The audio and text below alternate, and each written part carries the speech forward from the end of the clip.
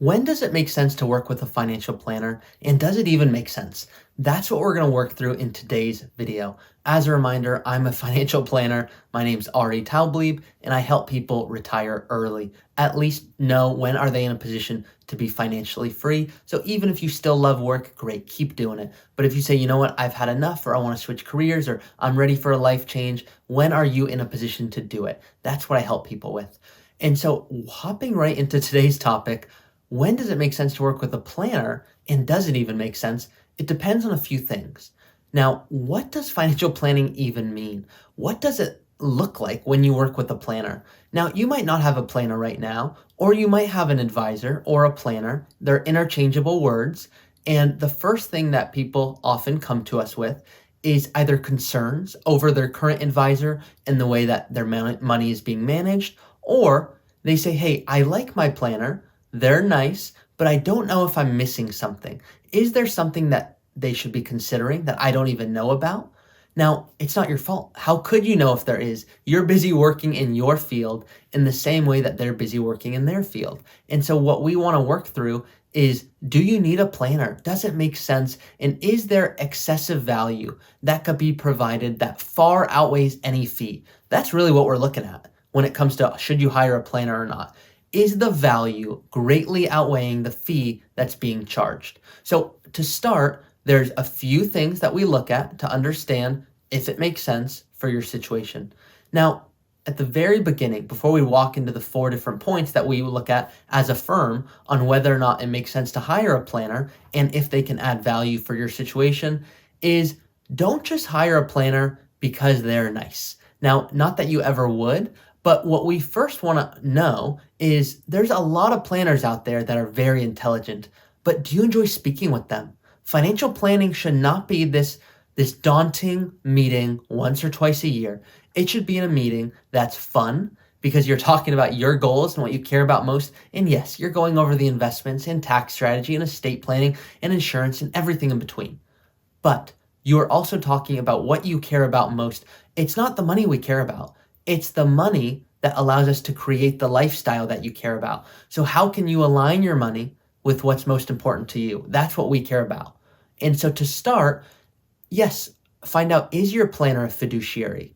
That doesn't mean hire them though. Sometimes people will find out, I'm a fiduciary, you should hire me. People will find out their friend or their neighbor or someone they know is a fiduciary. That's a starting spot. That's the least, that's the minimum where the conversation should begin. Are they a fiduciary? Meaning, do they legally have to put their interest ahead of your own? What does that really mean though? You hear that term fiduciary. It means if a fiduciary like myself comes to you and says, John, I recommend this mutual fund or this ETF or this tax strategy or this insurance product or whatever it is, it's because I think it's in your best interest, not because it's paying me any fee, a commission, anything on the back end. The only way I'm ever compensated, or a fiduciary most of the time, is by happy clients who continue to see value. It puts the impetus on us to provide that value, or else clients leave. Now, clients do not leave. There's been one case where a client has left us because their spouse ended up becoming a financial planner. So I'm not holding that one against them. But no, people do not have to stay with us. There are no long-term contracts. When people want to understand, does a planner make sense? Should I even work with a planner? Here's the framework and the considerations that we're going to walk through. Is your financial planner competent? Do they understand investments? Do they understand tax strategy? Do they understand insurance, estate planning? Do they have the deep knowledge that adds tremendous value to your life? Can they communicate it in a way that is easy for you, your spouse, your loved ones, maybe even your children to understand? Because it should be about multi-generational wealth. That's what you're building. Now, do they have intellectual curiosity? If you come to them with an idea about an investment or a strategy, are they open to hearing about it? Or do they say, you know what, it's a good idea, but you can tell that it's really not in their wheelhouse. It's not something they're open to hearing about. So are they curious intellectually? Are they always looking at recent trends? Are they staying up to date with the markets? And above and beyond that, do you enjoy speaking with them? Because they might be very intelligent, but is it someone you're excited to speak with? Is it someone that you say, you know what, I'm excited for my meeting to catch up with X or Y or Z, But because you're going to talk about your goals, you want to have someone you trust more than anything. And to start, are they competent above and beyond that adds tremendous value to your life? Now, with that, are they passionate?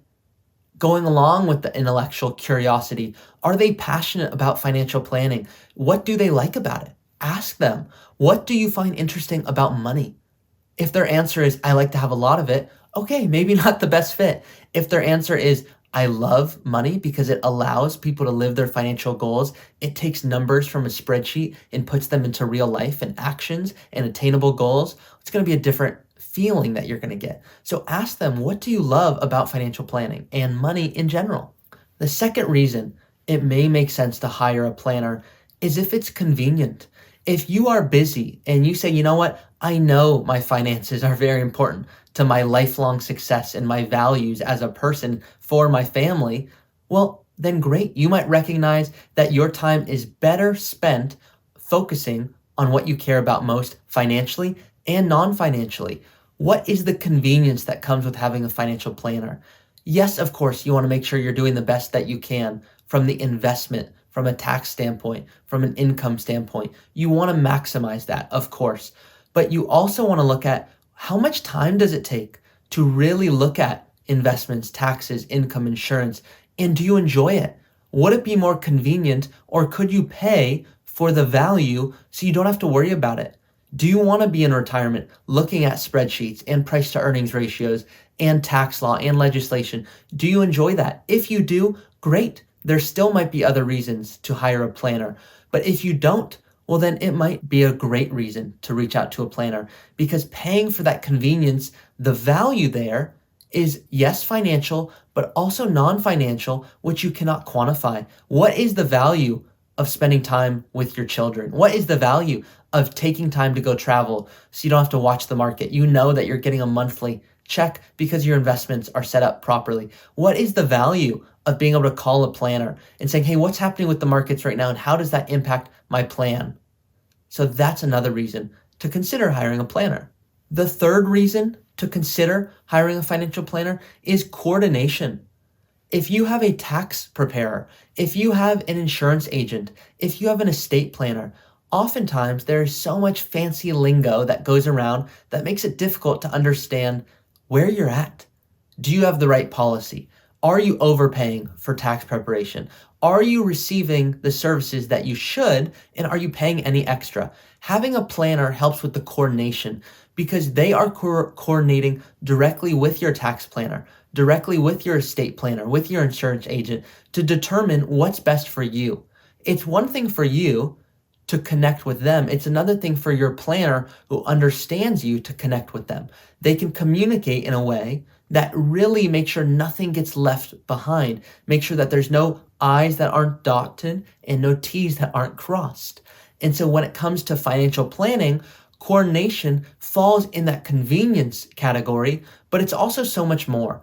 Because being able to coordinate and having someone to be a quarterback of your financial life, when you say, I'm looking at buying a new home, financial planner, can you help me with a real estate agent? How much should I be paying? What amount really makes sense to put down? What is a monthly amount that I should look at really that's in my budget? What would be a dream home for you? Let your financial planner be the coordinator to all the different pieces in your financial life. Now, the fourth and final reason to consider hiring a financial planner is coaching. There's so much information out there on Google, on Yahoo, on Bing. You can search information, but it's not going to be particular to you. The coaching and the value that comes from a financial planner can be tremendous, not just in enhanced returns. For example, let's assume a financial planner is charging you 1% based off of the assets you manage. So $1 million is assumed. Let's assume that 1% is being charged on that. So now $10,000 per year, that's the fee. The question is, can I receive value that's greatly outweighing that cost? The value might come from investments. It might be outperformance. It might be you're gaining 2-3%. And so that 1% is extremely attractive because you're saying, I can gain more than that just by investing. But there's also so much more. It's not just the investing, it's the conversations. And above all, it's the peace of mind. By having a coach, by having someone you can trust, someone you can call when life gets tough, when plans change, as they always do, that's really what you're paying for. You're paying for a partner in your financial life. That coach should be honest with you. They should be honest about how much you need to save to be on track for your goals. The last thing a planner should do is paint a pretty picture without showing you the actual hard work that needs to go into it to make it happen. A real planner should be objective with you and understand there's not a right and wrong. There's a what's best for you and your family. At the end of the day, financial planning is not about numbers. It's about what you care about most and how you can use those numbers to support that. Advisors that solely focus on building wealth are missing the point. It's not about the money. It's using the money as a tool. It's about using that money to accomplish what's most important to you. So is your planner honest? Are they curious? Are they passionate? Is it someone you want to meet with? Are they competent? Are they curious? What is so intriguing about working with a financial planner? Is it someone that you really enjoy, not just speaking with about the finances, but just life? Is this someone that you want to communicate for the next 30, 40, 50 years of your life with? If so, and if you feel that you might want a planner or you don't know if the planner you have right now is the best fit for you, do they focus specifically on retirement planning? Consider reaching out to us or another financial planner that does focus on that. If any of these, whether it's competency, whether it's coordination, whether it's coaching, whether it's core values, if any of those really reach out to you and it resonates and it says, you know what, I do feel I could benefit in one way or another from one of these or all of these, consider reaching out to us or another financial planner that focuses on retirement planning. Because retirement planning is so specialized, it's difficult to know who is a financial planner that actually does that. I focus on working with people a few years out from retirement, hoping to transition into retirement, and even with people in retirement. Now, a few other people work with others.